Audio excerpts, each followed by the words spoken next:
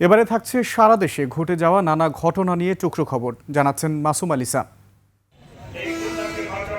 খুলনায় আধুনিক দৃষ্টিনন্দন জিয়া হল দ্রুত পুনর্নির্মাণের দাবিতে মানববন্ধন করেছে বৃহত্তর খুলনা উন্নয়ন সংগ্রাম সমন্বয় কমিটি। কুড়িগ্রাম সীমান্তে চোরাচালান বিরোধী পৃথক অভিযানে প্রায় ৩২ লাখ টাকা মূল্যের ভারতীয় পণ্য জব্দ করেছে বিজিবি। ডেঙ্গু প্রতিরোধ সহ স্বাস্থ্য সুরক্ষায় চট্টগ্রামে শুরু হয়েছে পরিচ্ছন্নতা কর্মসূচি। ঝিনাইদহে প্রথমবারের মতো পালিত হয়েছে বিশ্ব পানিতে ডুবে মৃত্যু প্রতিরোধ দিবস। নোয়াখালীতে আলী হাশিমপুর ফুটসেল ফুটবল টুর্নামেন্টের ফাইনাল খেলা ও পুরস্কার বিতরণী হয়েছে।